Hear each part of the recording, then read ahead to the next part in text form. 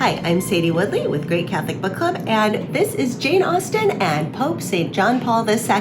This is a video of a speech that I gave a couple of weeks ago. I was analyzing the works of Jane Austen in the light of the philosophies of JPII, namely Theology of the Body and Love and Responsibility, and I really loved giving this speech. One of my earliest introductions to Catholic teachings and theory were the works of JPII. They're just beautiful and brilliant. The speeches include a lot of background, historical, biographical information about both Austen and JPII, and then a really good deep dive specifically into Pride and Prejudice. And I go over how the relationships in the novel are so illuminative of the philosophy of personalism.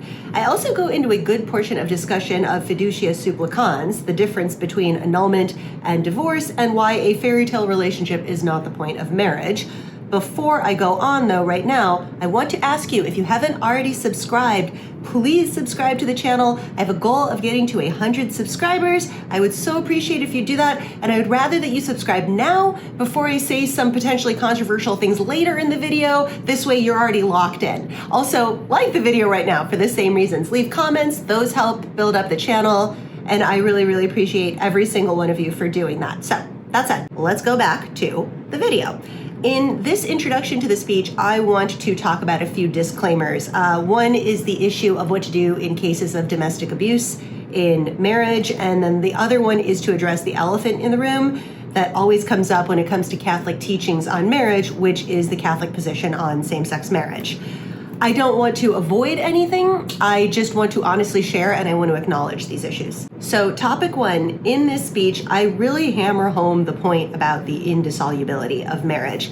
And that's all true. Marriage is a permanent and unbreakable bond. And there's a lot of emphasis on the indissolubility in Catholic content and in Catholic spaces. And that's totally understandable because divorce is such a normalized part of our culture now. And it's good to educate people and spread the message about the sanctity of marriage.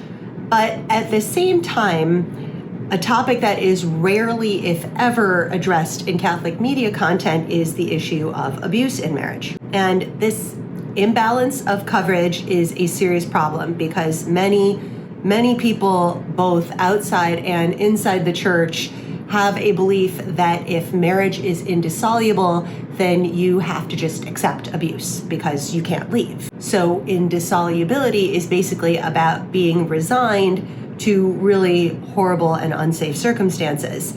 And then combine that with the glaring lack of good Catholic resources for victims of domestic abuse, it creates a very bad situation for people who are already suffering. And even in my time in the church, I've unfortunately seen many instances of scripture and teachings being weaponized to silence victims and enable abusers.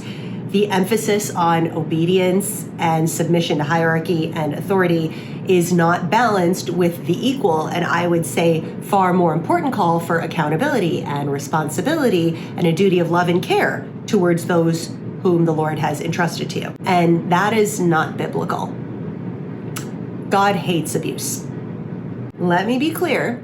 The Lord did not create anyone to be abused, devalued, harmed in any way.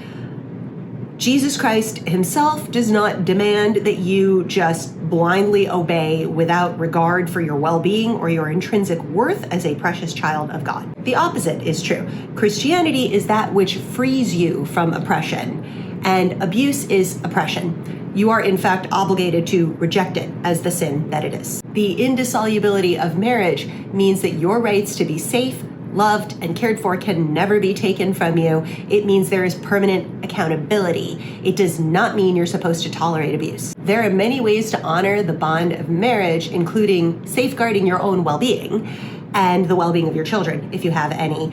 This is actually how you help your spouse, because you are limiting his ability to sin against you, which is an excellent way to guard his soul. And the church does teach that if you are in an unsafe situation, you absolutely should leave if that is necessary. That kind of leaving might involve physical separation. It might involve like taking yourself to a safe location. It might look like gray rocking, which is taking your emotional and your internal self to a safe location, even if you continue to physically live together with the person. And there are instances where legal actions might need to be taken specifically for the well-being of the marriage to create the best possible circumstances for encouraging the holiness of your spouse.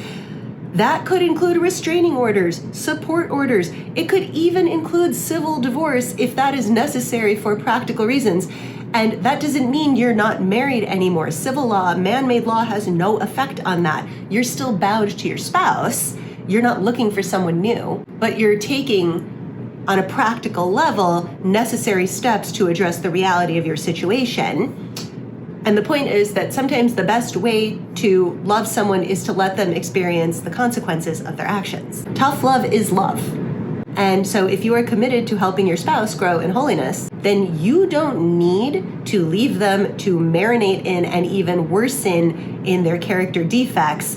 And behaving abusively is a pretty glaring character defect. If a spouse feels entitled to behave abusively, and especially if they believe that the church will excuse their behavior, then they are not growing towards holiness. And by standing up for your rights and taking appropriate actions to protect your physical, mental, emotional, spiritual, financial well-being, you're actually showing a very deep and very holy level of commitment to your marriage and to your spouse. And that's how you refuse to give up the Christian ideal of love and fidelity. Now, Catholics talk a lot about offering your suffering up, right? Unite your suffering with Jesus. And a lot of times this can be misused to make people think that they should just quietly accept harmful treatment, they should just offer it up, or they aren't being holy and forgiving enough. And that's the anti-gospel, because it's just teaching people to confuse passivity and even cowardice in the face of evil with being a good Christian. So you have to ask yourself, what does it actually mean to unite your suffering to Jesus Christ? Well, Jesus is the truth. So if you're uniting your suffering with the truth, you might find out that you're not suffering the way he has called you to suffer. You may be picking up a cross that he didn't intend for you. He didn't call you to just quietly suffer abuse. In fact, the cross he might have chosen for you is that you have to rely entirely on his grace to gather together the courage and the strength to stand up against the evil being perpetuated against you and maybe even your kids. And I can't tell people what that looks like for their own situations. Everyone's situation is unique. It's very easy to tell someone, oh, just leave. But it might be a lot more complicated than that for a lot of reasons. That might not be the safest option in a lot of cases. But the important part is being willing to examine your suffering in the light of the truth and understanding the reality of the sin of abuse. Abuse is not a relationship problem. It's a sin problem. And if you let yourself live in the truth of Jesus Christ, he is going to show you how precious you are to him and what it looks like to really love a spouse and be committed to his holiness, which does not involve being resigned to abuse. That's not what love looks like. That's not what turn the other cheek means. That's not what holiness looks like. Abuse is not the life that the Lord made you for. Now, there is a link in the description to the National Domestic Violence Hotline, and here is the number. You can call, you can text, you can get information about local resources and guidance to help you. And I'm also going to link to a book called The Emotionally Destructive Marriage by Christian counselor and abuse expert Leslie Vernick. She's Protestant, but I've read this book and it is solid. It's biblically grounded help on addressing all kinds of abuse in Christian marriage. And there is a ton of information to help you make sense of what's happening and how to make a safe and appropriate plan for standing up for the changes that need to happen in your marriage so that it has the potential to become safe, loving, and meeting the beauty that the Lord intends for both of you. Again, I wish there were Catholic resources like this, but I could not recommend Leslie Vernick enough. And in prayer, I got a very strong message that I need to address this issue in this video. I don't know who needs to hear it, but if you need to hear this, I really hope it helps you. You are a precious and beautiful daughter of a king, and the gospel and the deposit of faith are there specifically to give you courage to stand up against sin and to have the grace to really act with love, which includes loving someone enough to draw boundaries and let them experience consequences if that's what's needed for their holiness. Okay, so that was the whole thing. Now, on to the next point. Let's talk about same-sex marriage and the issues of sexuality and Catholic teachings. First of all, I want to make a point that is very important to me.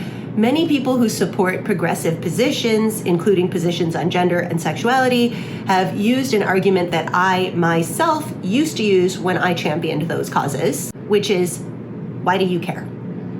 What difference does it make in your life what other people choose to do with their sexuality? Why don't you just worry about yourself? Stop worrying about what other people do. Stop trying to control other people. That doesn't have any effect on your life at all. Okay, so my first response to that is, of course, that is not true. We all know that our individual choices all affect the common good. That's true of even the smallest choices, like, do we choose to buy local? Do we support massive international corporations instead? Do we drive a huge SUV or do we take the bike to work? None of us are completely detached from affecting each other. No man is an island. Everything we do affects the whole. And the progressive side is actually where I learned the phrase, and I argued it, that the personal is the political. Because the idea is that everything is a political act. Everything affects the body politic, including our personal sexual choices. Otherwise, why do we get frequent messages from celebrities and public figures that their sexual choices are an act of political empowerment or political protest?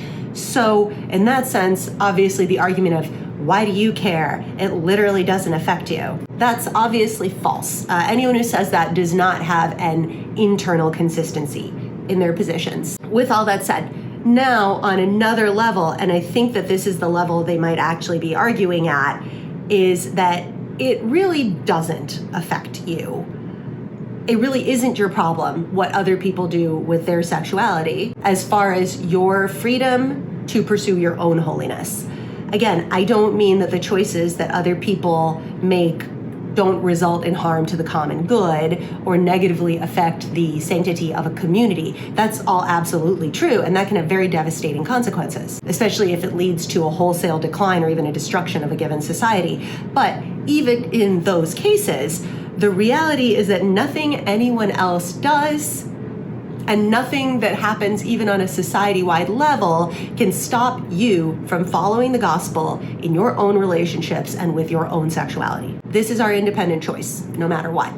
How we treat other people, absolutely no one can compel things like that. How we personally choose to relate to our own bodies, to our own sexuality, how we treat other people, absolutely no one can compel those things. If anyone tries to do so, we always have the option to resist, even to the point of martyrdom, as many of the martyrs, especially the women in the early church, chose to do in order to resist sexual coercion. And unfortunately, there are many instances where I have seen Catholic content that is addressing gender and sexuality being used as a cudgel to beat others over the head, to judge people, to be frankly hateful and bigoted. Pretty early in my journey as a Christian, which is already a very young journey, I've seen plenty of cases where people treat Christianity, being Catholic, like some kind of costume that they can put on, and it gives them an identity that makes them better than other people. And then they seek out and filter content about their faith with the sole purpose of reinforcing this perceived superiority. And in my view, the only reason that a person should be consuming Catholic content on gender and sexuality is because they want to learn more about how to understand the world that we live in through the teachings of the church so that they can better apply the gospel in their own sexuality and relationships, not in order to more effectively judge and condemn other people. In other words, worry about yourself. It's like in the scriptures, the parable about the Pharisee who prays by telling God how grateful he is that he's so much better than other people, that he's not like those ones, versus the tax collector who is simply focused on himself, his own choices, and his relationship with the Lord. I didn't make my content so that it could be used to judge and to hate other people or to dehumanize anyone else. Now, I can't control what people do with it, But I am personally opposed to all forms of hatred and all forms of bigotry, including hating people because they experience same-sex attraction or hating people because of their perceptions about their gender. That is not welcome here. We are all beautiful children of God, and it is a great evil to use discussion of the gospel and the teachings of the Catholic Church as a means to denigrate anyone or spread any kind of hate. Any person who does that needs to put their own house in order. So that is what I don't want. But let me talk about what I do want. I want to honestly and openly share how my views on sexuality have changed as I studied the scriptures and the teachings of the church, and how that has been a source of incredible healing and growth for me personally. So maybe you won't agree. Maybe you'll find me hateful. Maybe you'll think that this is all horribly wrong. You might listen to every word and decide it's all false and it's crazy and you would never hold those views. That is your right. Everyone has to have their own fully consensual journey with the Lord. And I really don't have any desire or interest in arguing with anyone. This isn't an apologetics channel. At the end of the day, we must think for ourselves. And you have not only a right, but an obligation to act on your own views and conscience. And that might be completely opposite of mine. But I also have that same right and obligation, and these are my views. So if what I think and believe isn't right for you, then feel free to pass on my content. I will not be offended. Now, for those of you who are curious and interested, maybe you're in the same place of wondering how you relate to your own sexuality, your beliefs and views of how sex and relationships are supposed to work, and what exactly the Catholic Church teaches about these things, I'm happy to share my own journey, and maybe that will be helpful to you. So, like I said earlier, I came from a background of being a very strong advocate of LGBT issues and support of same-sex marriage. My husband and I actually had our officiant read portions of the Obergefell decision out loud as part of our marriage vows. So I thought the idea of equal rights in marriage made perfect sense. Why can't two people who genuinely love each other, who want to spend their lives together and publicly commit to each other, not do so? Why can't they get critical things like power of attorney, medical decisions, next of kin, inheritance issues, tax benefits? Why should they be discriminated against because of their sex? Why is their love any less valid than that of a heterosexual couple? So then I came to the church and I studied the scripture and the teachings regarding marriage and sexuality. And today, I still completely agree that my prior views are correct under a modern understanding of marriage. Under one view of marriage, they're still correct. If marriage is about two people who have certain feelings for each other and they want to spend their lives together enjoying each other's company, and they want to be bound to a variety of civil benefits and obligations, and they want to have their bond publicly acknowledged for the status, then there's really no reason why two people of the same sex can't get married. But what I learned from the church is that that is not what marriage is. That's not the purpose or the reason for marriage. So I remember watching clips of an argument between Joe Rogan and Matt Walsh on this subject. And Rogan basically made the modern argument about marriage. Like, why can't two men or two women be married if they love each other, and, all of that. And Matt's response, with all charity, I would not have answered the way that Matt Walsh did. I was very disappointed with his response, especially because here's a public figure on a very large platform. And I think that it was a really missed opportunity, in my view. And so me, an absolute nobody with a teeny tiny platform, I'm going to tell you how I would have responded. I'm giving you my understanding of the scriptures and the teachings of the church. I am obviously a pretty educated person, and I have done considerable research, and I continue to do so. But I always want to encourage people to form relationships in real life with your local priest, your spiritual director, your local theologian, professors in your town, whatever. Talk to them about these things and how they can apply in your personal situation. Because I am a talking head on your phone or your laptop or whatever. You can only have a parasocial relationship with a content creator on YouTube, and that's not good enough when it comes to developing your faith. It's great that content creators, Catholic content creators, can do all of this stuff. But it should be a tool to enhance your real life relationships and how you seek spiritual guidance. It shouldn't replace it. So go to your local priest. So that said, my understanding of marriage was foundationally changed when I went back and I studied the origin story, the Judeo-Christian story of the fall from the Garden of Eden and what happened with original sin. The Christian worldview is that when the first humans disobeyed God, the result was a permanent break in the relationship between God and mankind, between mankind and neighbor. And Genesis 3 really describes a particular kind of break in the relationship between man and woman, because we are no longer able to act as our most mature, healthy selves. Issues like abuse, deficits in emotional intimacy, stress with work, with finances, serious and painful issues surrounding pregnancy, postpartum, and parenting are all going to result now. And in other words, the very relationship that is necessary to help provide for and protect and appropriately nurture children is going to be impaired to a degree that is so severe that the entire species is doomed to die. And this is obviously very serious. If men and women cannot get along to sustain a relationship, if the strains of work and parenting, plus an inability to treat each other with respect and have meaningful friendship, if that's all just too much, then we're all gonna die. And as I read through the Old Testament, I saw a lot of these things, these broken ways of relating playing out. There's polygamy, abuse, infidelity, prostitution, and worse, way worse. All of it, all of these broken ways that men and women relate to each other. And we see how badly these things affect the children that are produced. This is the nature of generational sin. You could actually point out that original sin caused generational trauma. These broken relationship patterns keep being passed on and on. And then you can see that the overall story of the Old Testament, the Lord is slowly working with humanity.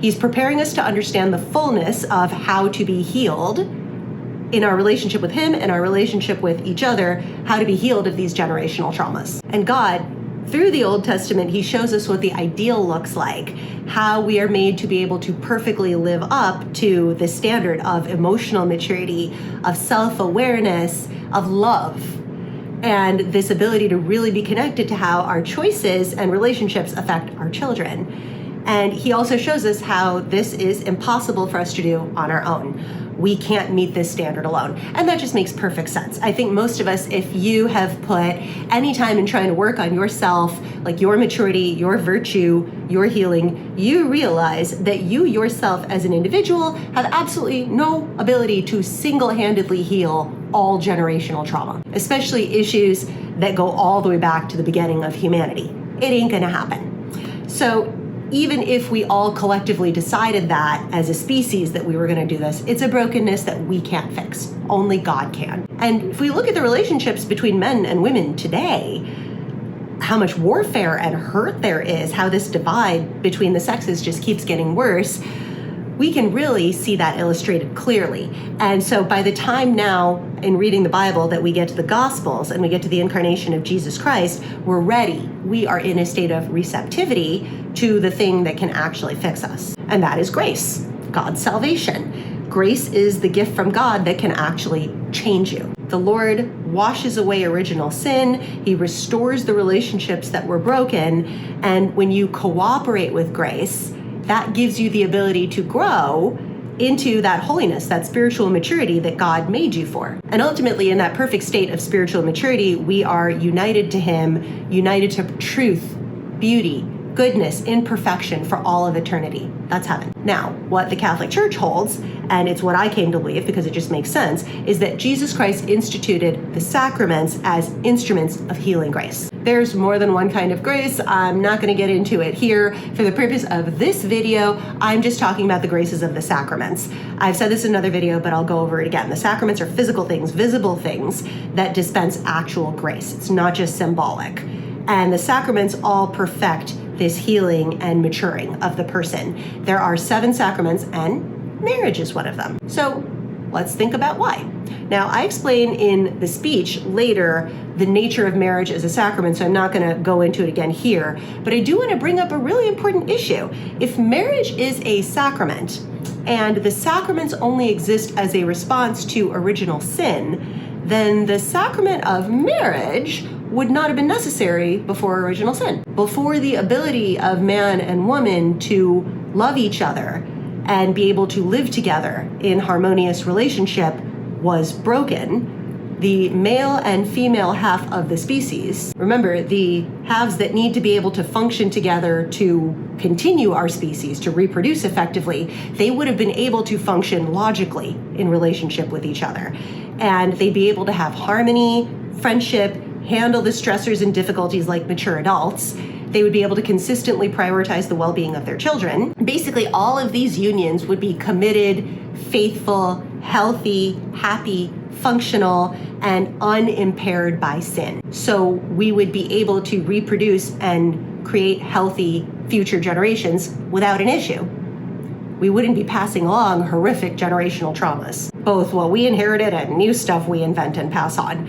So our species wouldn't be condemned to certain extinction for being so maladapted as to be unable to get along in an area as fundamental as creating and nurturing our young without completely screwing them up. And this link between original sin and the sacrament of marriage also tracks because Jesus Christ said in the Gospels that in heaven there is no marriage. Why would we need marriage as a sacrament to help us sustain and perfect in relationship and holiness when we've already attained that perfection? So, all that said, when you look at what the Catholic Church holds about the sacrament of marriage, the entire point is to heal a very specific wound of brokenness between men and women, and this brokenness is implicated in condemning our entire species to death. So this isn't a definition of marriage that is about two people falling in love or wanting to be together and enjoy each other's company, wanting civil legal benefits or wanting social acceptance. Not that those aren't good things, or that the Catholic Church believes that love has nothing to do with marriage. Quite the opposite. But what the Church holds is that the dimensions of marriage are unitive and procreative, meaning that the people that get together and produce children, or that could possibly produce children, have some particular issues and problems going on, and they are particularly impaired by damaged natures in being able to get along to really have unity. And if that isn't addressed, we're gonna have some real problems with procreativity. So the sacrament of marriage is specifically designed to dispense the necessary graces for these situations and these relationships. It doesn't make sense in any other context. And this isn't about excluding or discriminating against anyone. Although many people, not just people in same-sex relationships, feel this way. Men and women who want to get married in the church, but they intend to stay child-free, are pretty unhappy to find out that that doesn't meet the requirements of a sacramental marriage. Same thing for people who want to get a prenup or people who want to use contraception. It's really difficult for a lot of people in a variety of modern situations to accept this sacramental view of marriage and how it implicates unity and procreativity in a very specific way that ties the logic back to healing from original sin and using our relationships and our sexual gifts as a means to grow in holiness. That is completely different from the general idea of marriage that the public holds. And it's also very different from the general idea of sexuality that the public holds. And arguably, when we look at how the world perceives of marriage, it makes perfect sense that people in a variety of different situations feel excluded, judged, discriminated against by what the church holds about marriage. Because again, in our modern world, we have a view as sexuality being about personal pleasure and marriage as a vehicle that provides a variety of perks, including happiness, gratification, public approval and acceptance, and of course, practical, legal, and financial benefits. So marriage is basically about getting special privileges and recognition. And the Obergefell decision, if you read what Justice Kennedy wrote, it really highlights this view. It basically endorses a view of marriage as a vehicle of personal fulfillment and saying that the state has no right to exclude people from being able to enjoy that privilege based on sex. And under that view, under that worldly understanding of marriage, that makes sense. In fact, I remember that the Christians that were arguing against Obergefell and saying that the Bible does not agree that two people of the same sex can get married, they were still by and large holding on to this fundamental view of marriage as some sort of perk of social status and gratification and social benefits.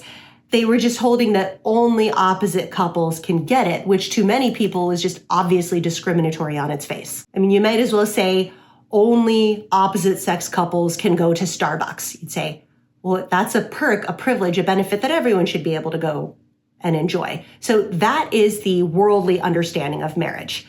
And again, that's only when we completely discard the sacramental view of marriage. And we have to actually look at when this modern view of marriage veered away from the sacramental view, at least in the European tradition of law in the first place.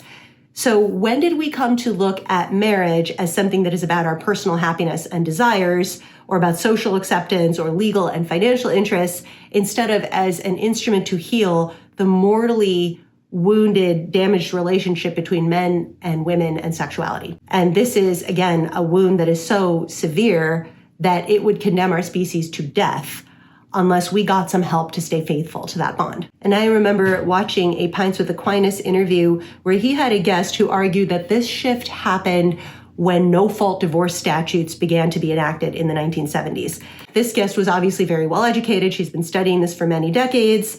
But I have to respectfully disagree. I would say that our culture sharply broke from the sacramental view of marriage in 1525, when Henry VIII broke from the Catholic Church and formed his own church, the Anglican Church, so that he could divorce Catherine of Aragon and marry Anne Boleyn instead. And now I know many people watching my content will say, this lady blames everything on the Protestants, but that's only because it's true.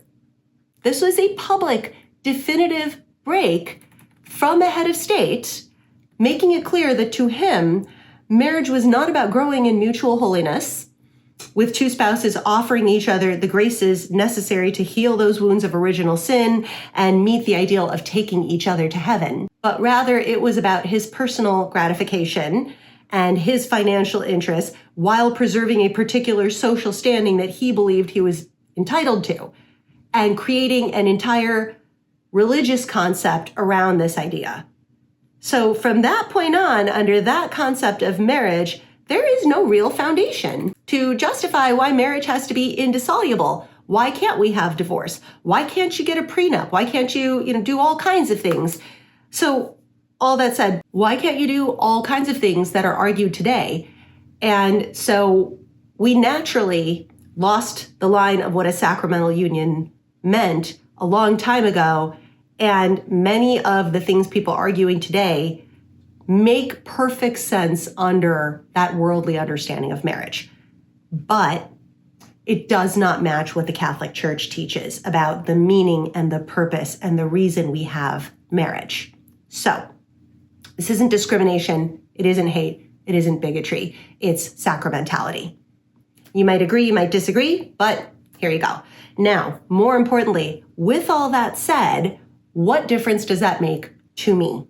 Going back to worry about yourself, right? When I learned about the gospel and the teachings of marriage as a sacrament, it did not fill me with a sense that now I should be hateful or discriminate against anyone. Instead, I really sat down and I thought about my own marriage. I worked to come to terms with the reality that I did not have a sacramental marriage with my husband. And this was true for a lot of reasons. My priest at the time, who was an absolutely wonderful man, he was very gentle in explaining to me and my husband that our marriage did not meet the terms of the sacrament. And I prayed over it and realized that personally, I'm all in. I was at the beginning of studying the logic, and I was open to radically reorienting my understanding of love and relationships in light of the gospel. And since I didn't have a sacramental marriage, that meant I didn't have a marriage. And my husband and I were separated and we were living apart. And Not to be TMI, but we both chose to be voluntarily celibate for like almost 2 years because we didn't have a sacramental marriage. And mind you, this is when we were legally married and already had 3 kids. But those things don't make the conditions of a sacramental marriage just in themselves. So we took the time to engage in a variety of processes, none of which the outcome of was certain, including me getting baptized, both of us being received into the church, getting our marriage convalidated. We walked through all of those things before we began to live together again. And again, that might not have happened. And even if that had never happened, because there was a chance that it wasn't going to, since I had no control over a lot of these factors. Regardless, once I understood what a sacramental marriage was, I personally was prepared to be celibate for the rest of my life if that was how things turned out. I would prefer that rather than having a marriage on anything except God's terms. That's what the gospel has meant to me. So again, at the end of the day, this isn't about hate or about judging other people. It's about whether we are personally drawn to the gospel, to the person of Jesus Christ, and recognizing that he's always reaching out to us exactly where we're at. And it's about our own freely made decisions to want to change how we look at things and how we live. And that is something that people can only do from a place of love and a genuine desire to know who Jesus is. It's never going to happen from a place of shaming or ostracizing or judging. That's not how grace works. And again, if you've listened to this video and you think that this is all just nuts and just hateful, I get it. All I can say is that none of the things that Jesus wants for you have anything to do with hate. The ways that he asks us to live, including reorienting how we view ourselves and our relationships, are things that can only do good for us. I have personally experienced this, even though I had to walk through some serious fire of being changed, and I had to be willing to let go, and I had to accept that maybe things were not going to turn out the way that I wanted. And at a certain point, I had to realize that all I really wanted was him. Everything else didn't even matter. There is a saying in Alcoholics Anonymous of, be grateful that God didn't give you what you wanted because you would have sold yourself short. So I would say that you have no idea what Jesus can give you, even if it feels like you're giving up your sexual freedom or you're giving up your relationships. Give the gospel a chance and see where it takes you. You have one life. You might as well go on an adventure with God. Okay, so now all of that said, if you haven't already, I will repeat, please subscribe to this channel, like this video, leave a comment, help us get to 100 subscribers. The comments, the liking, all of that boosts the algorithm. It helps build the channel. I would be so grateful and so appreciative if you would take a moment to do that. And thank you so much. God bless you. Please enjoy the speech on Jane Austen and Pope St. John Paul II. Welcome. Thank you guys so much for coming, my loyal and stalwart crew of JPII and Jane Austen enthusiasts. And we are going to go through the works of the brilliant classic English author Jane Austen and analyze that through the lens of the works of the also brilliant and holy Pope St. John Paul II. So we'll go over some basic history and background of both Austen and JPII and what inspired these two individuals, both of whom never married and were celibate, and yet we're so deeply contemplative of the nature of love and human relationships in marriage. And then we'll go over some of the basics of JP2's incredible works on the subject of love and marriage, his book, Love and Responsibility, which was written when he was still Karol Wojtyła, as well as a series of lectures that he presented during his Wednesday evening audiences in Rome between 1979 and 1984. These are collectively titled The Theology of the Body. And we'll discuss the main tenets of JP2's philosophy of personalism and the Catholic teachings on the sacrament of marriage. And then we'll take a look at the works of Jane Austen and go over the major themes of her most popular works, including Sense and Sensibility, Emma, Pride and Prejudice, and Mansfield Park. And we'll do a deep dive analysis on the characters and themes of her most famous work, Pride and Prejudice, and how it intuits the values of personalism and the sacramental worldview. So we'll start with some background on the life of Jane Austen, the author, since she was born about a century and a half before JP2. Austen was born in 1775 in a rectory in Hampshire, England. Her father was a reverend in the Anglican Church, and Jane was the seventh of eight children. She grew up in a modest, cozy home. Because her father was a reverend, the home contained an extensive library collection, and her father encouraged her to make very good use of the resources. That included providing her with writing materials, even at a very young age, and recognition of her writing talent. So he was very supportive of her creative output. And the Austen household also encouraged and regularly engaged in rigorous debates, very lively, about a variety of subjects: religion, philosophy, the arts. So Austen's family life was, by all accounts, very close-knit and very loving, with a strong emphasis on faith, family, and warmth. Although, to be fair, much of what is known about Austen's personal life is only known through a collection of letters that she wrote, and these letters were carefully curated by her sister Cassandra, who went through and burned any of the letters that she thought may have contained anything spicy Jane may have said about any of their neighbors or family members. Cassandra's justification for doing this was to protect her nieces and nephews from scandal, as well as to safeguard Jane's reputation, as she was generally known as a very direct and forthright person about her opinions. So, in my personal view, Cassandra's efforts only inflamed the imagination of what Jane Austen could have written, and what was so unsuitable as to warrant being burned to preserve her reputation. But I guess we will find out at the end of time. Besides growing up in a home that was deeply immersed in Christian philosophy, in devotion, in debate, and in learning, another way that the family supported the creative efforts of the Austen children was in playwriting and acting, which were family favorite endeavors. Alongside her siblings, Austen showed a great early proclivity towards sketching characters, and she had a very strong interest in acting. She was very drawn to writing and portraying these various romantic situations that you see her later fleshing out in her books. As a young adult, Jane did have one suitor, and by all reports, the two were deeply in love, but his family felt that the match was unsuitable, and they separated the two young lovers and prevented them from ever seeing each other again. And later on, as an old maid of 27 years old, Jane received her one and only marriage proposal from a different suitor. This was a man that had every single attractive characteristic, except for the fact that she had absolutely no attraction towards him.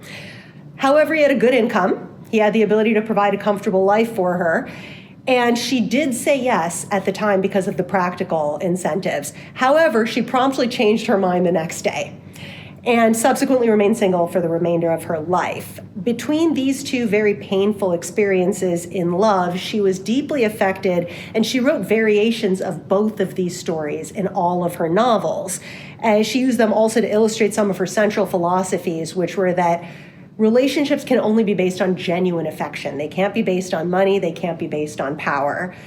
In her 30s, Jane began to seriously pursue professional writing. Her brother Henry became her publishing agent, and her works were all set in the same sort of small-town English countryside that she grew up in. This mirrored her own life experiences in many ways, including with everyday people and events, simple settings, simple storylines. This allowed her to focus on conveying the deep insights and complexities of the human relationships that she was most interested in, especially the kind of factors that often negatively impeded the abilities of the characters to truly make their decisions based on virtue. Her first novel, Sense and Sensibility, was an immediate critical and commercial success. Jane quickly followed that up with Pride and Prejudice, which was even more successful. And then Mansfield Park and Emma. Her work was generally very critically acclaimed and well-received. First editions all sold out right away. But unfortunately, around this point, the young author's health began to deteriorate. The exact cause of her illness is unknown due to the limitations of medical care at the time.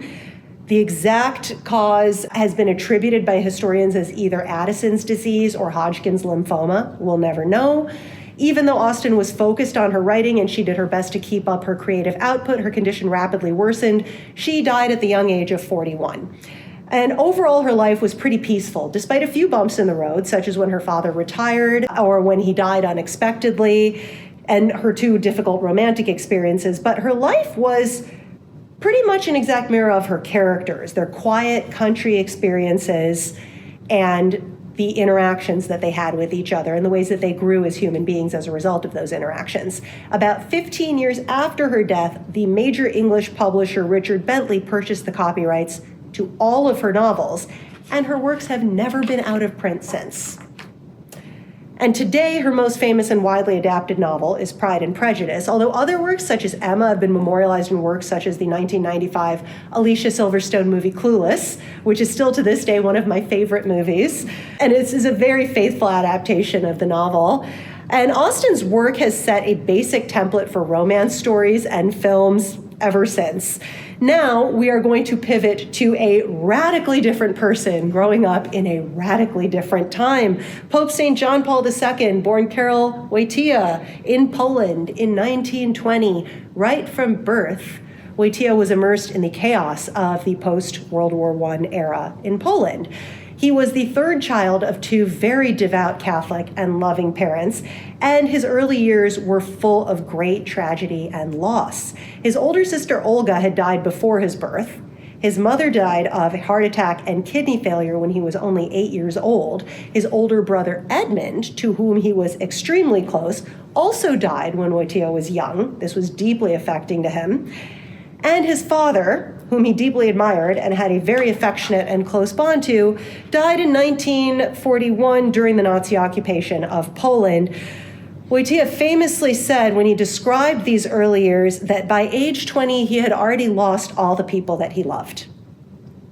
Besides these extremely painful and early losses, Wojtyła's youth was also marked by a very quick bloom of his intellect. The man was a genius. He excelled in his studies. He was a brilliant student.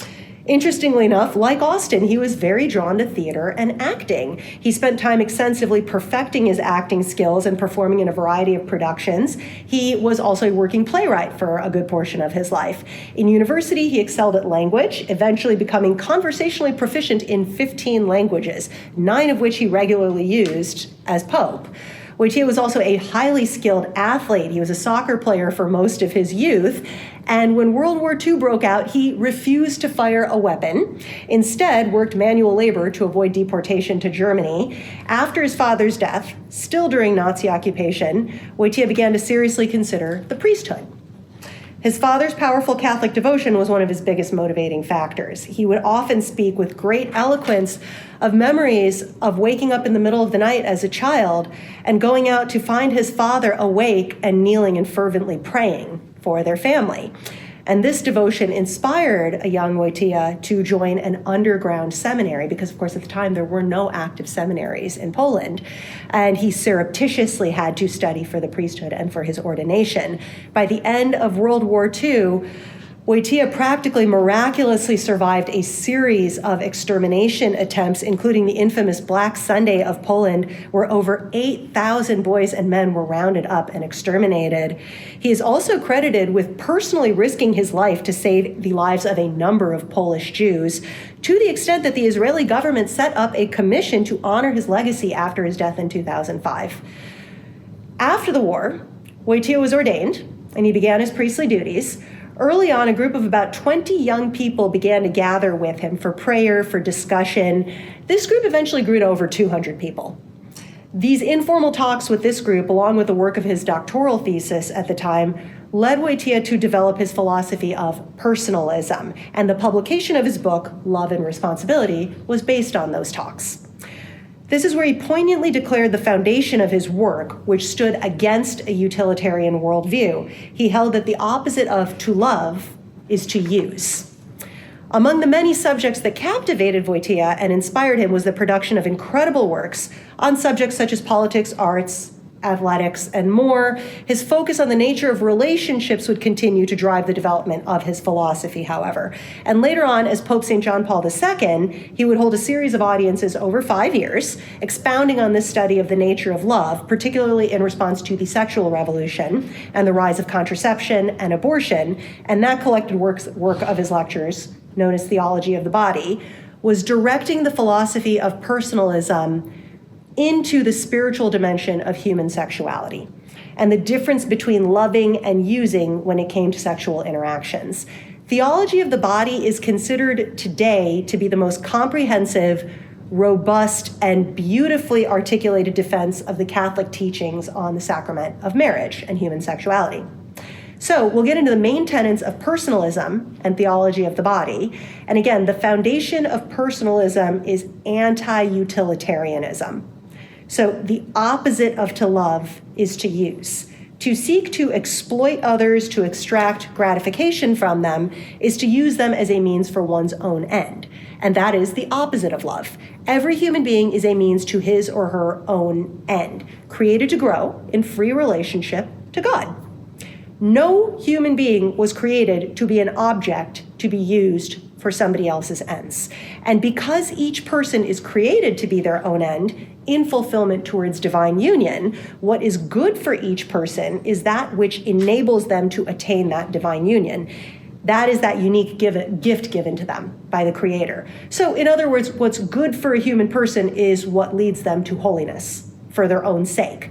In Love and Responsibility, Wojtyła declared that to love is to will the good of the other, to will their holiness for their own sake in a disinterested way.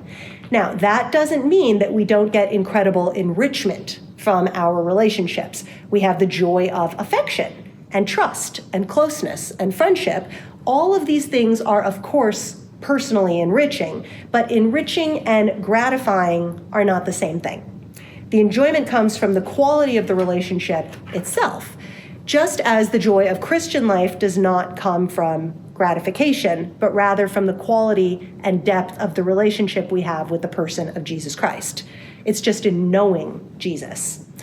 And this Christian joy comes to fruition in marriage when neither spouse approaches the other with a desire to see what they can get out of that person. Rather, their desire in marriage is first to witness and appreciate that the other exists, and truly see them as a unique treasure, indispensable, unrepeatable, irreplaceable. The first responsibility of marriage is to truly see that other person, right? And honor that an entire universe of imagination is in their mind. This is a unique soul and consciousness. And the next responsibility is to thank God for their existence, to recognize that they are a great gift from the Lord. The other was created just so we can behold them, and know that that is good. So the essence of Catholic truth is that God did not make Adam and Eve so they could use each other, but so that they could know each other and take delight in each other's very existence and unique otherness. The Church teaches that we don't get into relationships or get married because we are calculating what benefits or pleasures the potential spouse can offer to us. Rather, we marry in order to spend a lifetime delighting in knowing the other person and being thankful to God for creating them. So that's the first main principle. The opposite of to love is to use.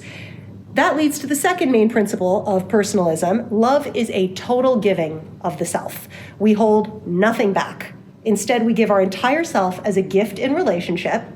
The phrase that JPII is most known for is totus tuus, which means totally yours. This was his motto of how we give ourselves to the Lord and to each other. It's about being all in on the relationship. Everything we have, everything we are, is a gift to the beloved. This is the love of the Trinity. Each person of the Trinity, the Father, the Son, and the Holy Spirit, completely give of themselves to the other as a free gift, poured out like a libation.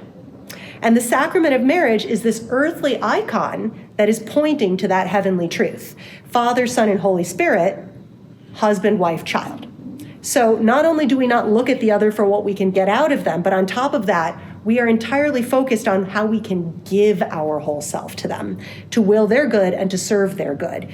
Totus tuus in marriage means that every act towards the other should encourage and build up their holiness and draw them closer to the Lord. Spouses encourage one another to grow emotionally, spiritually, intellectually. This can manifest in many ways, little and large, making time in the schedule so the spouse has time to pray, or being supportive of them in community or public settings, or encouraging them to pursue their creative endeavors, helping each other catch up on sleep while the other watches the kids. It's all about the little and not so little ways that we can work with each other to make sure that we know that we've got each other's back. Spouses support each other, they're a team. And each desires the other to thrive and to grow in virtue. Sometimes this total gift of self is about having hard conversations. Totus tuus can look like being honest with the other about their character defects, saying things that are hard to hear, but necessary for spiritual growth. It can look like being willing to be completely emotionally vulnerable, being honest about our fears, our deepest insecurities, what we truly need from the relationship. This kind of total giving of the self as a gift to the other is about a deep and solid foundation of trust. The works of JPII are particularly poignant in detailing the critical nature of this trust and why a lifelong indissoluble fidelity is necessary grounds for that trust. The permanent nature of the sacrament of marriage creates the only ground that can allow for that kind of trust. This is a permanence of covenant. It's a refusal to give up on the other. In this way, marriage helps us understand the covenant that the Lord has made with us. It helps us both understand and deepen into the kind of total trust and real relationship that we are called to have with God. So this total giving of self in marriage, this trust that is formed by indissolubility, by permanent covenant, enables both spouses to bring each other to sainthood. Another hallmark of personalism is that relationships are supposed to make us better. Friendships, all kinds of relationships, they should bring out and develop the best in us. But especially marriage, where the bond is a sacrament, meaning that each spouse is a literal fountain of grace for the benefit of the other. The longer that two people have been married, the more virtuous they both become when they cooperate with the grace of the sacrament. More wise, patient, kind, gentle, tender, self-controlled, all the gifts of the Spirit manifest. Husband and wife make each other better people. And the beauty of this sacrament is that even if one spouse is not actively cooperating with grace, the other spouse is not at all impaired in receiving that grace and growing in holiness regardless. The grace to grow in holiness comes from the bond itself. It's not tied to the behavior of any given party at any given point in time, nor is it affected by the subjective feelings or circumstances of the relationship at any given point. The value of marriage as a sacrament is transcendent. It's utterly independent of human failings, which will always be plentiful in any marriage. It is this source of stability and security that makes this bond unshakable. Whereas the world gives us a view of marriage that is chronically insecure because it's based on our feelings, it's dependent on whether the other party acts a certain way or gives us certain things. Marriage as a sacrament is based on trust in the Lord, in His ever-present and absolute graces. It's His love for us and His will to bring us to Him. A marriage works to help spouses love each other freely precisely because we are not dependent on the spouse for feelings of being valued or being seen, but because we can rest in the sure knowledge that the marriage itself as a principle, as an institution, as a sacrament, is made to show us that we are always seen and treasured, and we are made for divine union. And that is a truth that can never change. Ironically, that kind of detachment from dependence on human love actually frees us to give and receive with God's love. And that is what the Catholic teachings on marriage are all about.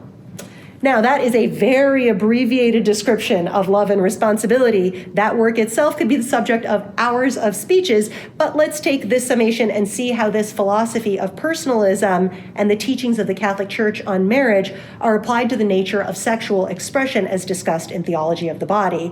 JPII shows how our physical actions towards each other help us cooperate with the graces of the sacrament of marriage, or hinder it.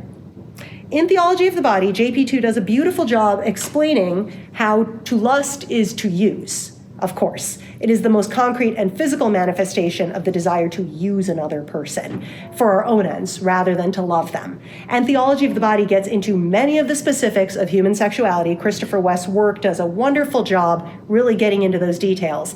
But for the purpose of this talk, I want to focus on one central point of Theology of the Body: the harm of casual or non-marital sexual relationships. JPII explains that non-marital sexual relationships, by definition, rob the parties of the permanent bond that is a prerequisite to the kind of trust that we need to have in order to feel safe to completely give ourselves to each other. It's necessary in these kinds of relationships, casual, non-married relationships, that one only gives their body and not their heart. When we share our bodies without sharing our hearts, we are committing an act of violence against the other and against ourselves. We are tearing ourselves apart. Instead of being integrated, being whole human beings, we are intentionally choosing to be half human. We cut ourselves off from a self-awareness, an emotional intelligence that we can only have when we are fully integrated, when the body, the heart, and the spirit are working together. When our bodies act in accord with our spirit, that is when we are integrated. When we are not integrated, in other words, we become stupid. The intellect becomes darkened. We stop being able to tell how we're feeling or to know ourselves at all. We become so unknowable to ourselves that we cannot have a relationship with anybody. Every time we share our bodies without being able to fully share our hearts, which again, we can only do under conditions of perfect trust, and those conditions of perfect trust can only exist in the sacrament of marriage, precisely because of its permanence and indissolubility. Every time we engage in impermanent sexual acts, we become more detached and emotionally incoherent. Because again, to love is to go all in, to give fully of the self. And when we give half of ourself, both halves become mutilated. And JP2 expounded on the reality of a world full of people with a mutilated capacity for self-awareness.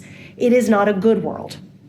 This is the kind of world where we see more casual acts of cruelty and mistreatment of other people, more selfishness, less kindness, and less mercy. In other words, the opposite of every fruit of the Spirit. We see a world where people become calloused, where they increasingly turn to addictions to supplement the lack of true trust and love that they really need.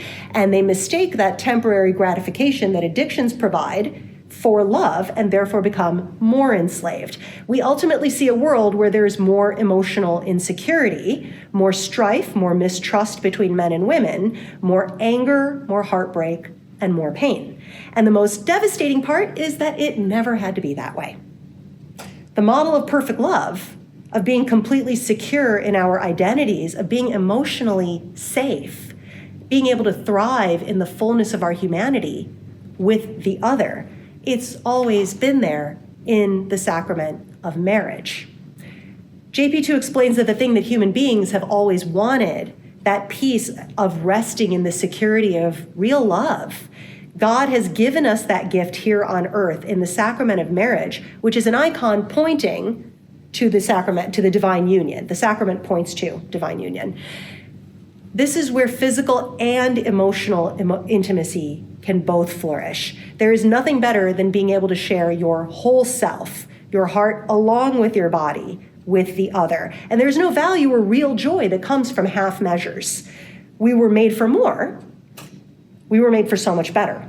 And that is the joy of the gospel found in the beautiful sacrament of marriage. So now, with all of that, what does that have to do with Jane Austen? Okay, this prim 18th century young English woman who grew up in a world that was so far removed from the one that caused JP2 to articulate these beautiful thoughts on love and responsibility and sexuality and the sacrament of marriage. Jane Austen wasn't even Catholic, she was Anglican. And yet there is so much Catholic truth in her exploration of human relationships. So let's take these beautiful principles of love and relationships as articulated by JP2, and let's apply them to an analysis of the relationships in Austen's most famous work, Pride and Prejudice. So we are going to go over the relationships of Mr. and Mrs. Bennet, the parents of the main character, Elizabeth Bennet, the relationship of Charlotte and Mr. Collins, who are respectively Elizabeth's best friend and Elizabeth's cousin, the relationship of Lydia and Mr. Wickham, Lydia being Elizabeth's younger sister and Mr. Wickham being, spoiler, a bad guy. We'll look at the relationship of Jane and Mr. Bingley. Jane is Elizabeth's older sister, and Mr. Bingley is her wealthy and somewhat dim-witted love interest. And finally, we will look at the relationship of Elizabeth and Mr. Darcy, her Prince Charming, eventually. And again, major spoilers in all of this. So if you haven't read the book, you're going to learn all about it tonight. So we will start with Mr. and Mrs. Bennet. These are Elizabeth's parents. This relationship is portrayed as frequently cynical. Mr. Bennet often displays a sporting mockery of his wife, to whom he shares 5 children, and they have been married for more than 2 decades at this point. His wife is an object of amusement, the butt of his jokes. He's very unhappy with her character defects and her flaws, which are legitimate and numerous, but he does nothing about them. He's avoidant. He's non-confrontational. He refuses to be honest with his spouse, which is the opposite of loving her. This is a breeding ground for contempt. He is emotionally unavailable. He is half a person. And Austen beautifully explains that this detachment and avoidance actually leads him to be unable to love his own daughter Lydia and to say no to something that would eventually lead to her ruin and downfall. He can't do what's best for her. He can't do what is for her good. One way to block the graces of marriage is to refuse to address the flaws of the spouse and to help them become a better person. Mr. and Mrs. Bennet are an illustration of what it looks like when 2 people fail to make each other better. Of course, they're still married. On the outside, everything looks good. They've been married for several decades. They have these 5 beautiful children. They have this home. And yet the Catholic Church teaches that that is not good enough. An empty show is not what the sacrament of marriage is all about. The Church's teaching on indissolubility is not about the benefits of simply meeting the external parameters of what marriage is supposed to look like. It is possible to completely waste the graces that are being offered to you in the sacrament of marriage. Yes, marriage is permanent, but if you are stuck with each other, then for heaven's sake, make the best of it. Do constructive and positive things with the use of the grace given to you. Austen's portrait of the marriage of Mr. and Mrs. Bennet is a cutting depiction of what it looks like to waste grace. And the Church's teaching is that in a marriage, you have a chance to be real with each other. You shouldn't waste a moment of that. The next relationship is Charlotte and Mr. Collins. This relationship is explicitly about financial considerations. It mirrors Austen's own experience with receiving a marriage proposal at the age of 27, which is the same age she makes the character of Charlotte. This is considered a spinster at this point. Charlotte is concerned that she's a burden to her family, that she will never have anywhere to go, that she'll be impoverished, and that she must get married in order to secure some sort of respectable life for herself. She has absolutely no love for Mr. Collins. In fact, she has contempt for him and does her best to spend as little time around him as she possibly can. The social and economic world of 18th century Anglican England forced women into this situation. It is an ugly situation caused by the mutilation of the fullness of the Catholic teachings on vocation, because there was no option for women like Charlotte to choose the vocation of religious life or consecrated life. Everyone is not made to marry. The Catholic Church teaches that you should not force people to get married when that may not be the vocation that the Lord has called them to.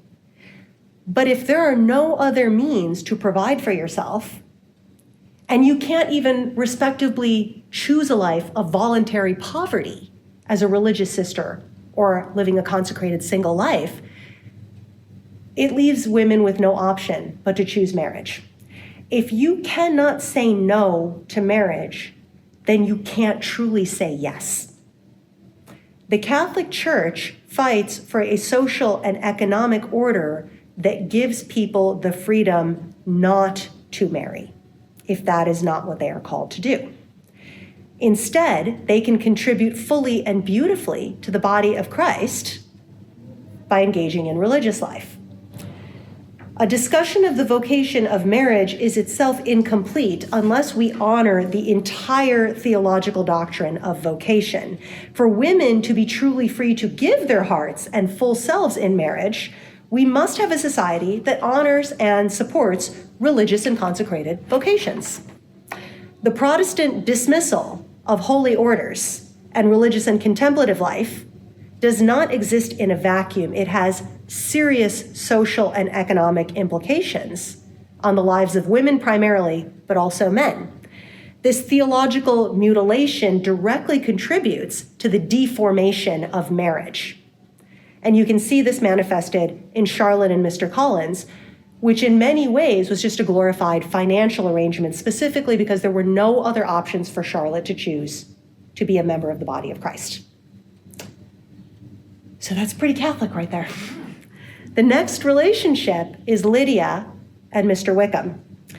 Now, obviously, this is a couple driven by lust and mostly stupidity, a total lack of foresight, callous use of the other. That part is obvious. We can see that these are two broken people who are incapable of loving each other, at least in the state that they are in. This marriage is a slapped together affair. It is a farce, a sham designed to cover up the scandalous fornication that they had engaged in. This marriage is seen as a socially acceptable way to cure and cover over their sinful behavior. But the radically Catholic view is that these two should not have gotten married. Did they run away together? Did they sleep together? Did they cause a huge scandal? Yes. Is that grounds to get married? No. You don't get married in order to sweep sin under the rug. That doesn't cure anything. These two do not love each other. They don't respect or value the other.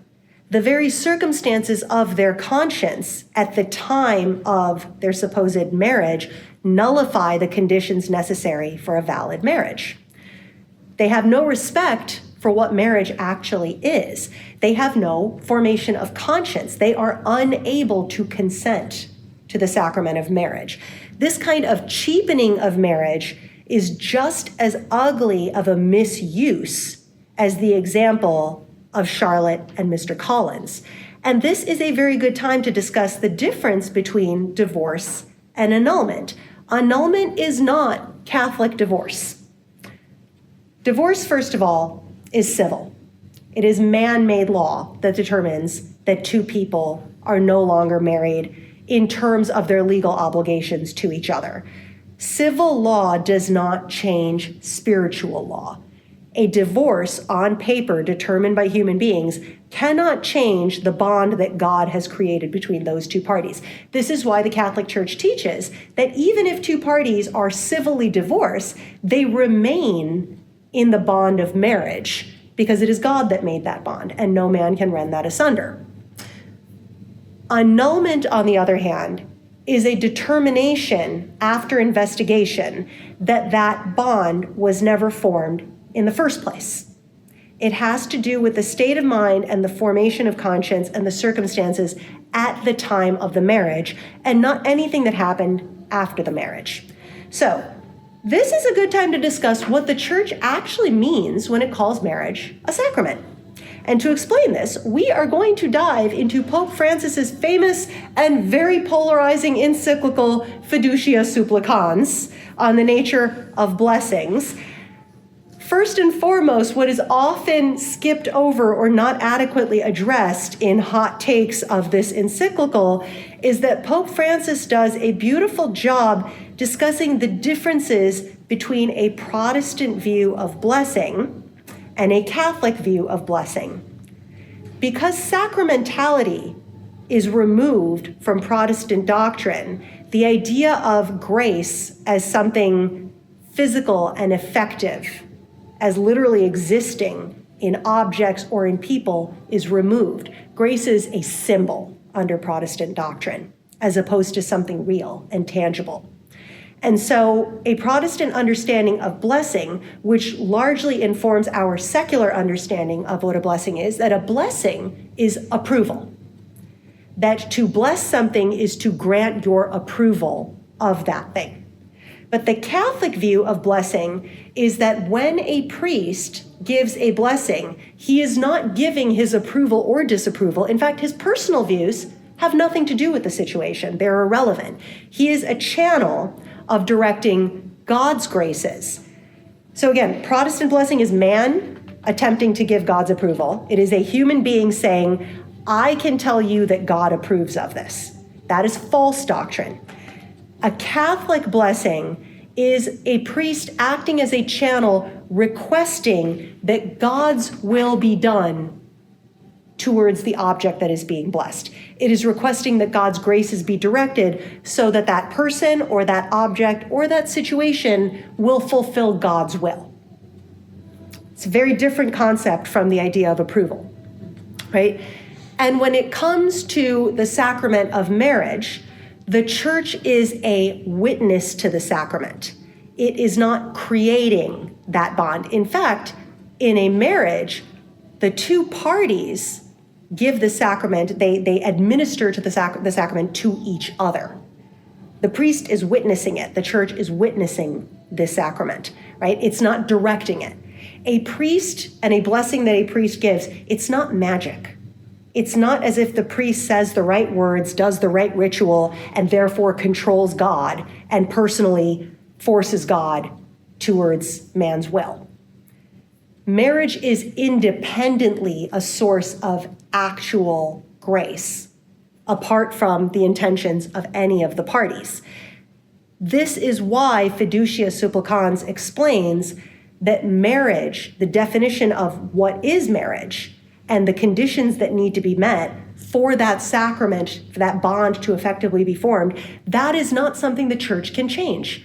No human being in the church has the power to change that. God determines whether the conditions of that bond are met, and God is the one that makes those two parties a fountain of grace towards each other. Human beings, the church, has no authority to change that. They don't change it, they only witness it. Therefore, the church can never change the teachings on marriage. It's outside of their authority. And Pope Francis does a beautiful job explicitly and vehemently declaring this in Fiducia Supplicans more clearly than in any other document of the church that I've ever read on what the sacrament of marriage is and the inchangeability of the doctrine of marriage. And again, the church doesn't even have to be involved or present for a sacramental bond in marriage to form. Again, God does it. But the church is it's charged with determining that the conditions of validity are met before they witness it.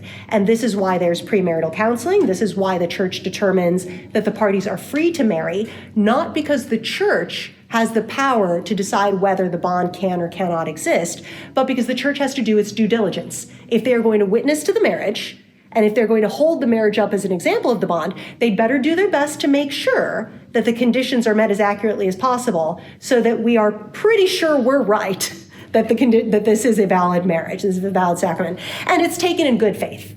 Ultimately, we don't know. The church doesn't know. This is why we might find out later upon investigation that the conditions were not met.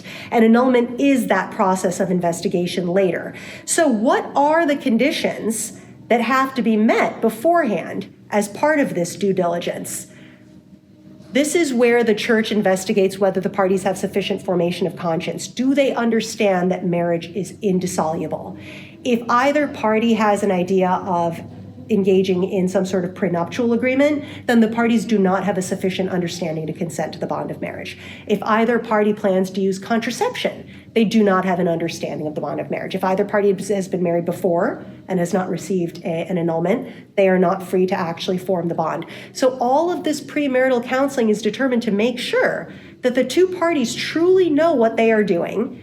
Their consciences are sufficiently formed. Neither party is hiding critical important information from the other, such as addictions or any sin that would seriously consider the other party to not wish to marry them, any serious flaws in character.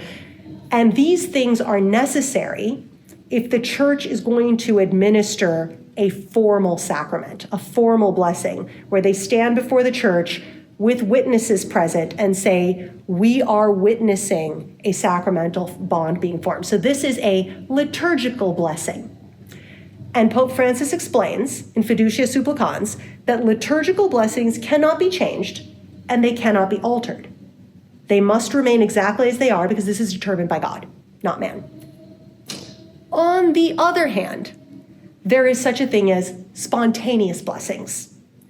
This is where two individuals regardless of their background, may approach a priest and request a blessing. Or one of us might come up with a sacramental item and request a blessing.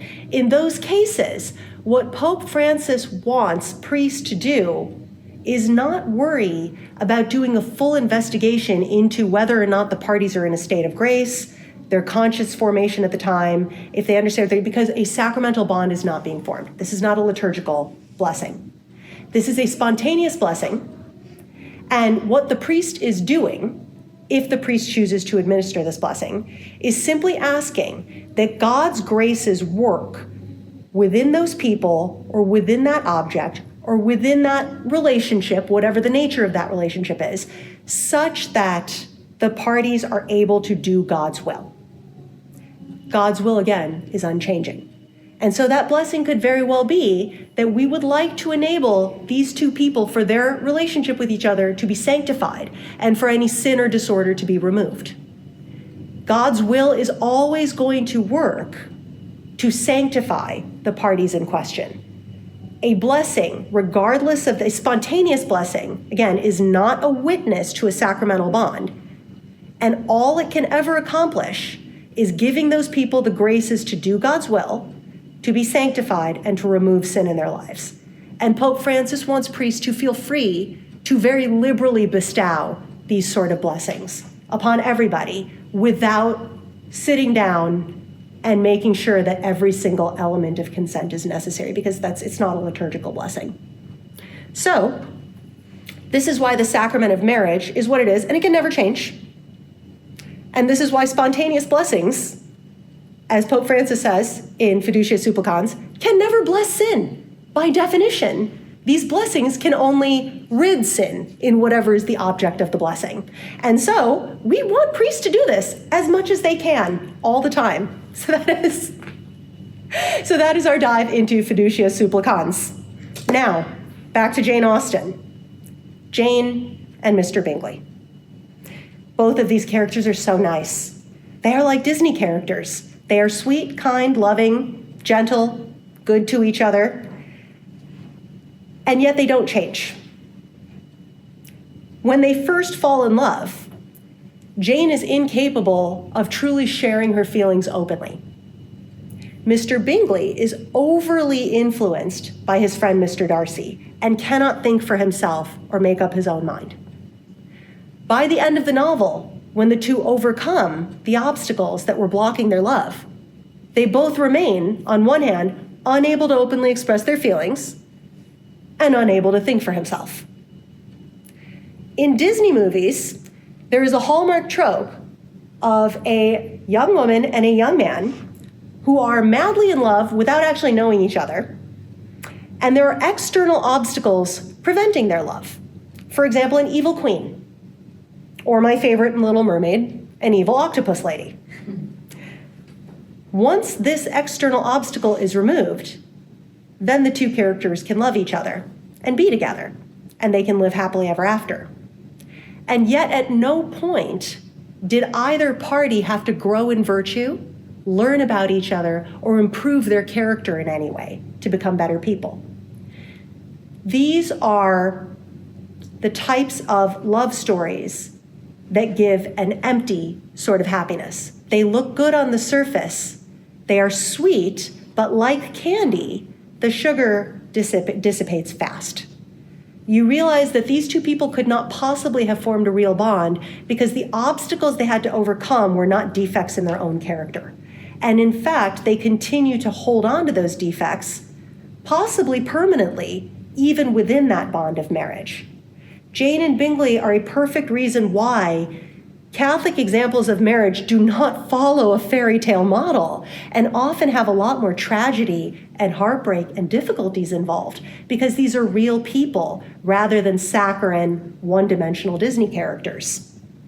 And Jane Austen does a beautiful job explaining that while this marriage looks good on the surface, what sort of future will they have?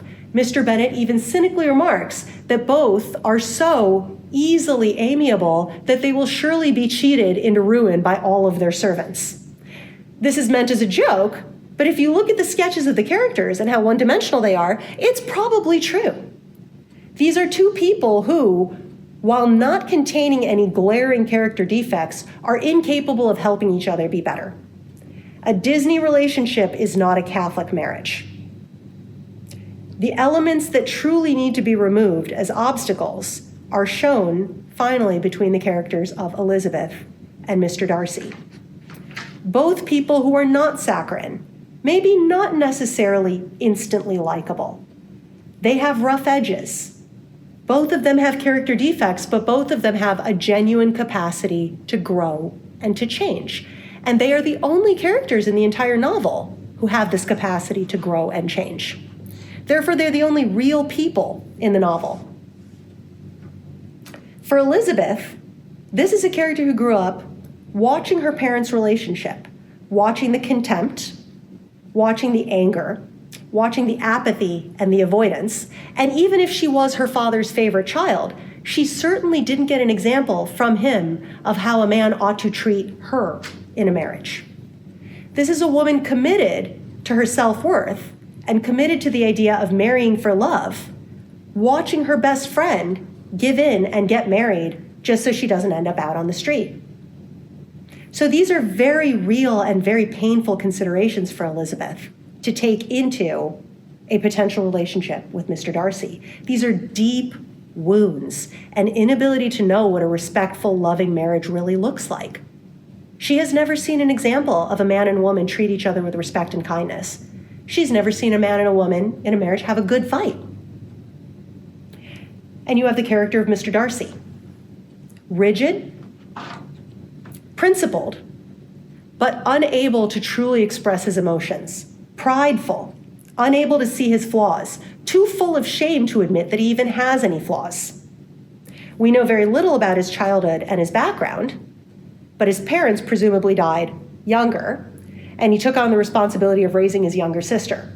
So you have a man who has the responsibilities of parenthood, which allow him to put a wall up between any sense of his own vulnerabilities so that he can serve the needs of another, and an unwillingness to look at whatever flaws in him might make it difficult for him to truly love with his guard down. In many ways, the wounds of Elizabeth and the wounds of Mr. Darcy mirror the wounds of many young men and women as they navigate today's world. There are no good examples, or very few. There are a lot of wounds that cause both men and women to have their guards up with each other and to decide that it's not safe to be truly vulnerable. But it is safe to make very quick value judgments and to immediately cancel or write off the other person. How do you form the conditions of truly getting to know each other when there's so much against you? JPII and Jane Austen both do a beautiful job of illustrating that emotional vulnerability is the only way. And both of these characters learn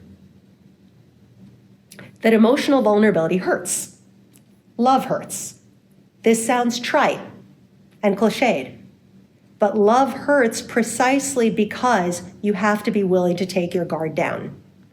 And you have to be willing to go all in, not merely physically, which both parties are well aware of, but primarily emotionally. Without that emotional intimacy, you cannot possibly make each other better people, and you cannot possibly form a bond that is the basis of lasting and real love. These two characters, particularly in contrast with the saccharine relationship and one-dimensional love of Jane and Mr. Bingley, with the ugly, lustful, exploitive, false bond of Lydia and Mr. Wickham, with the utilitarian financial arrangement of bond between Charlotte and Mr. Collins, and with the disappointing, empty show and deep inner contempt and wasted marriage and relationship of Mr. and Mrs. Bennet, Elizabeth and Mr. Darcy show their ability to overcome and learn from and grow from all of these bad examples and give each other a real chance. And they do this by having a fight. This is the most Catholic thing two people can do.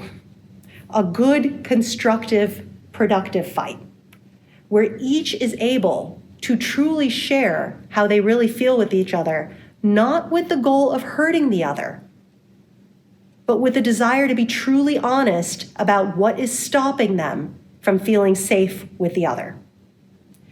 The example of the fight in Pride and Prejudice between Elizabeth Bennet and Mr. Darcy is one of the most Catholic, beautiful examples of genuine honesty and vulnerability with the other. An example of what it looks like to really love each other and be willing to allow the other to love them, to be willing to be seen by the other and really see the other. And because of this, the bond that they form is the basis of a real marriage.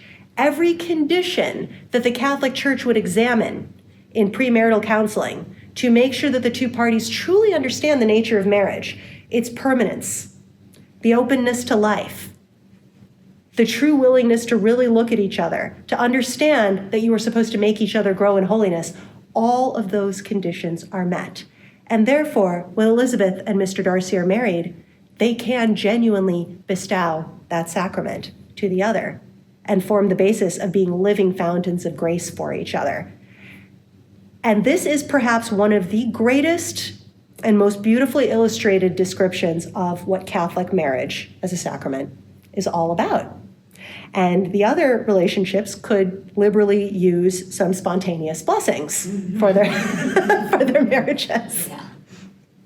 As many as any priest has the time to administer.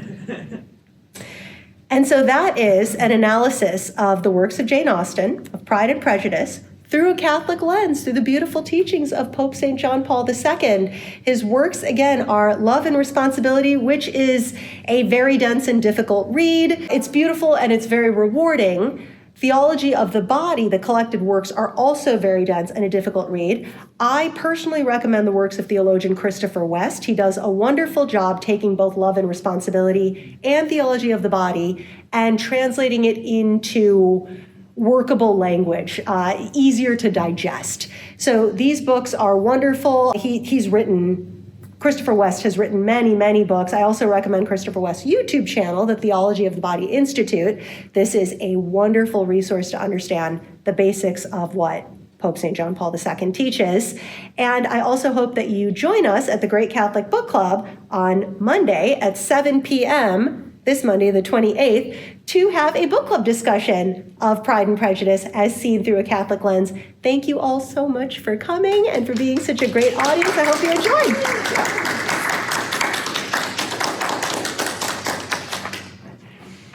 So you showed up in person. Any questions? Do you want to keep rolling? Oh, sure. No, I'm glad that you spoke of the Fiducia Supplicans. Yeah. Right.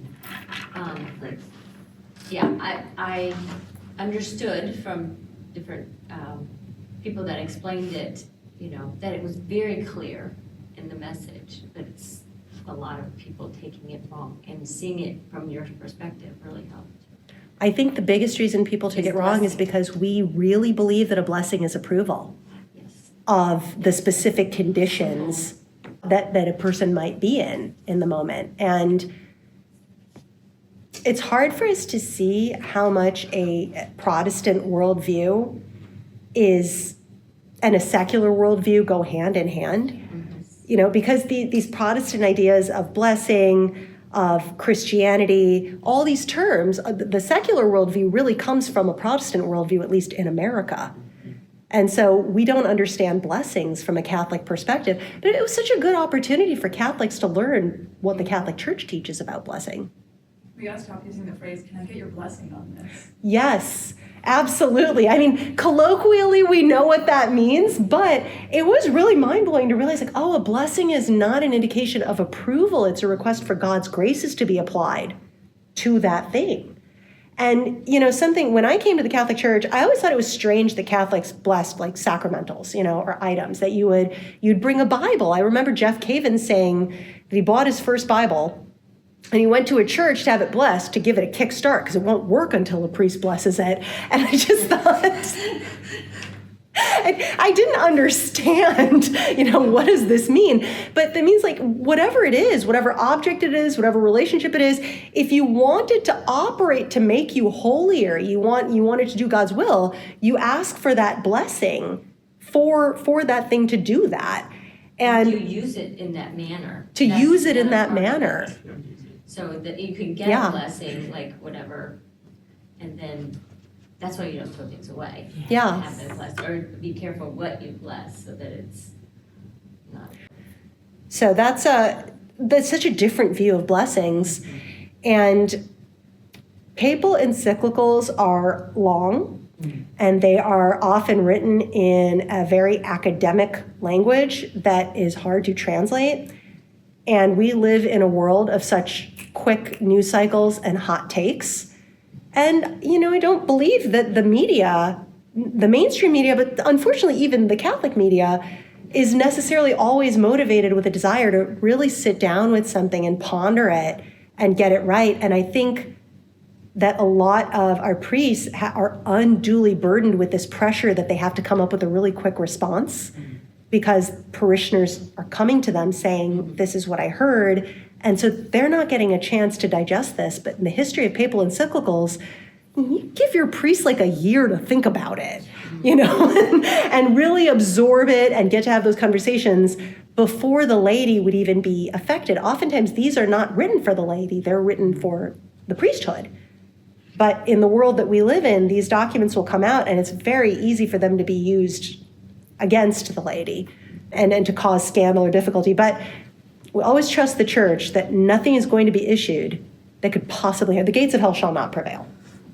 And doctrine can't be changed. So. Just discussion kind of. I was reflecting on that recently, just growing up and being part of my Catholic faith the whole time, but going to college.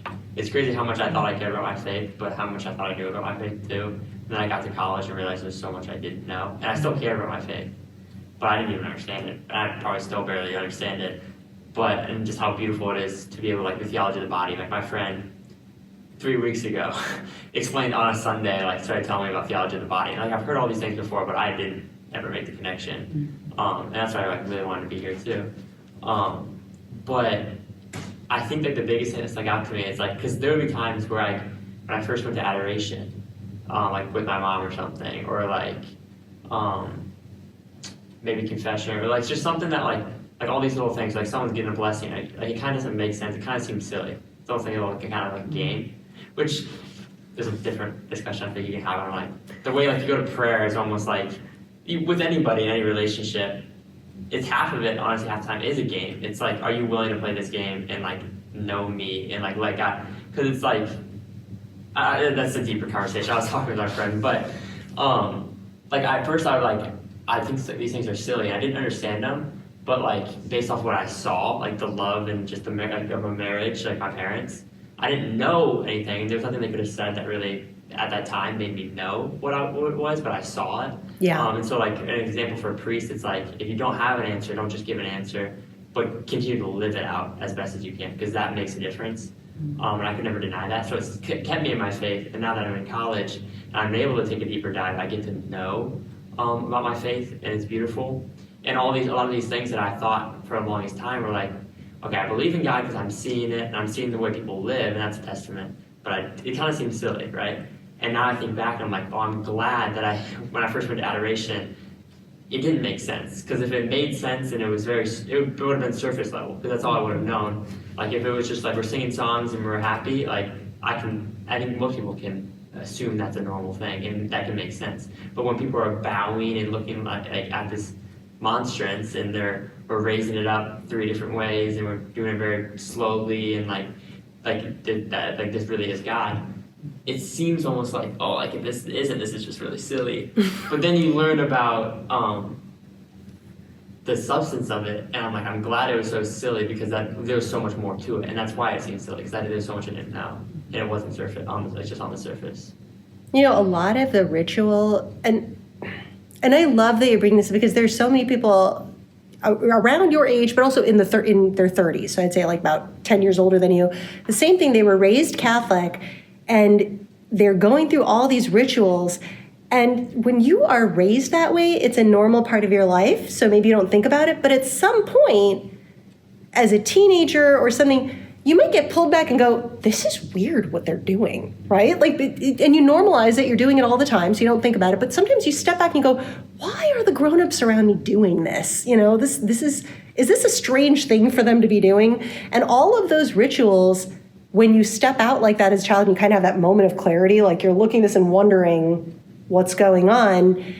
Those rituals those are beautiful moments of clarity.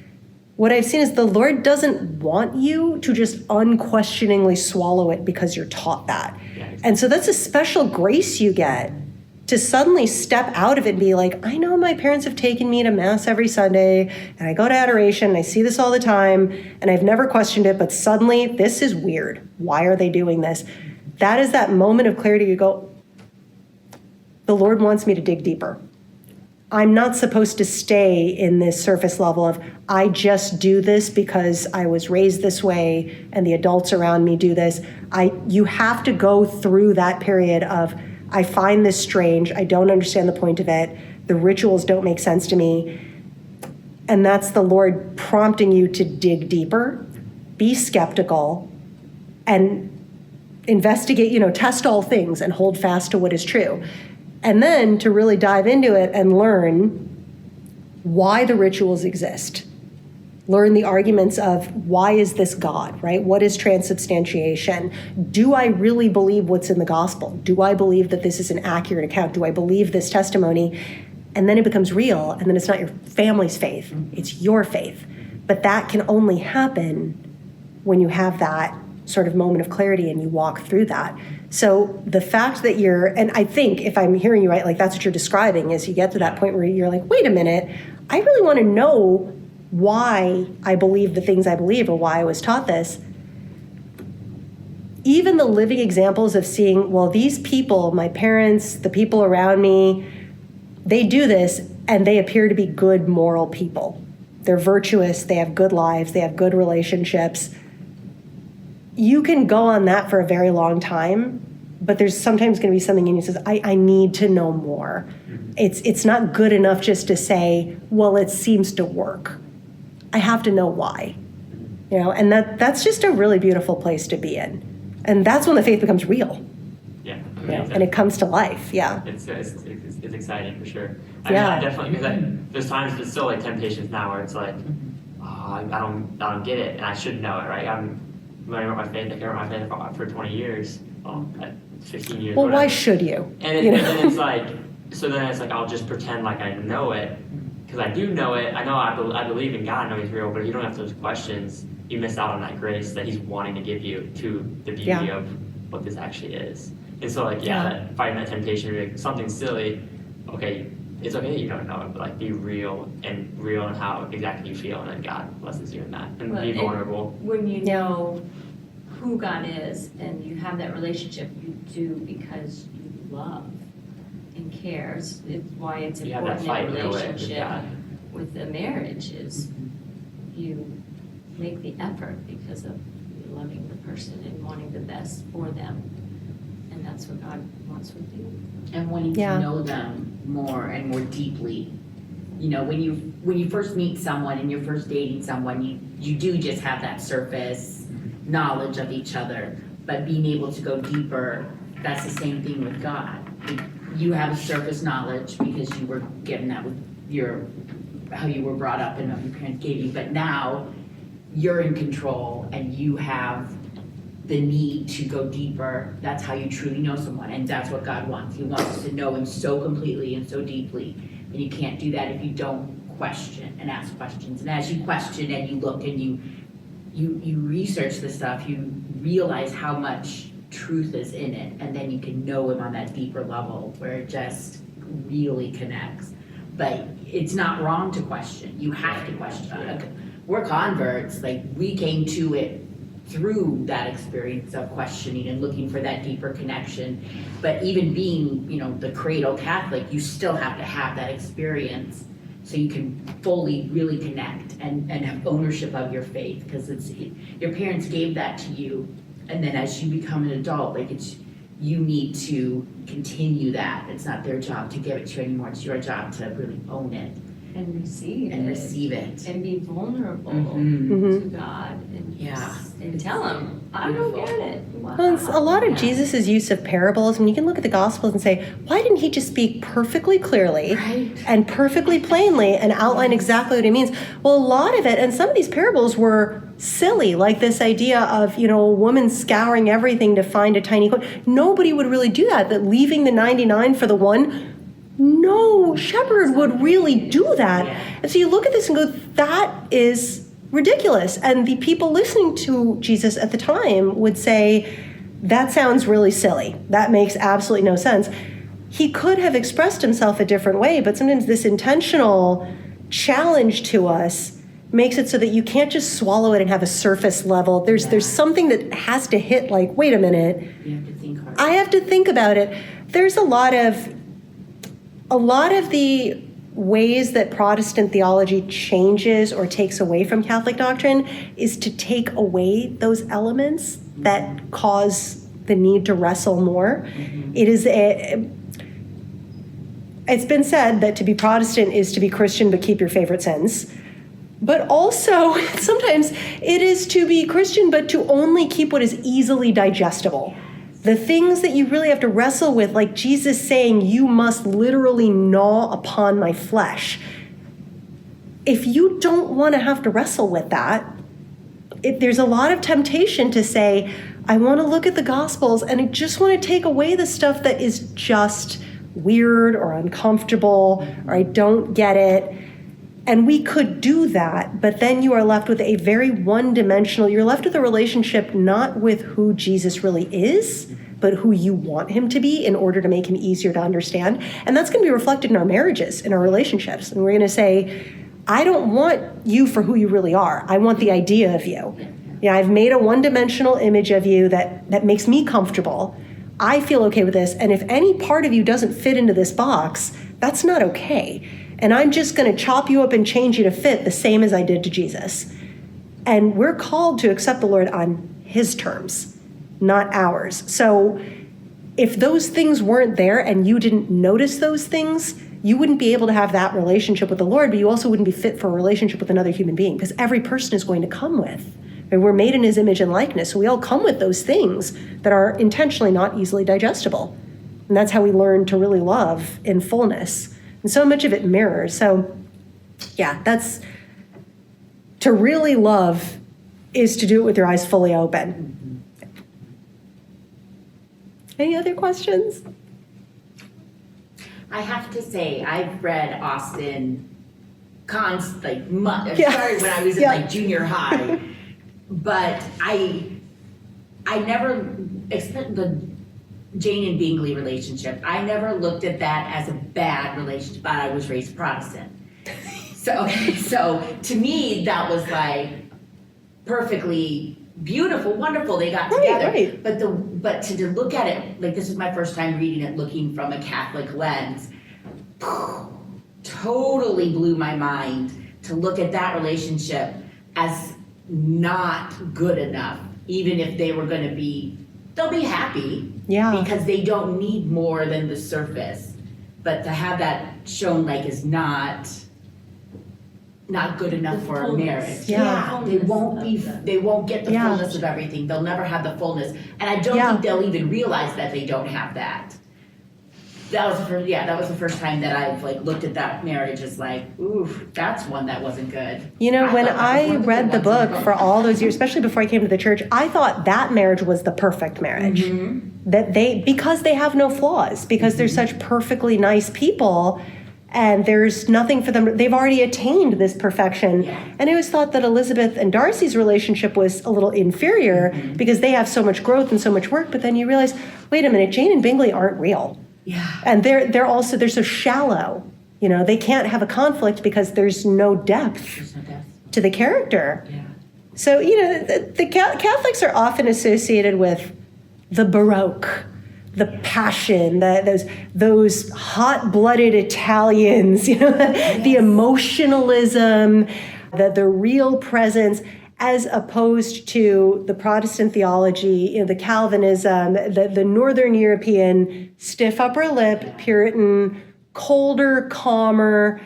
And when you contrast this, you realize that without the sentiment, a rightly ordered sentiment, as C.S. Lewis would say, you can't really have the intellectual connection. Yeah. The emotion and the intellect have to work together. So Jane and Bingley are almost an example. If you try to take the emotions and the natural clashes and conflicts of character and the beauty of that curiosity, like, well, why is this person like that?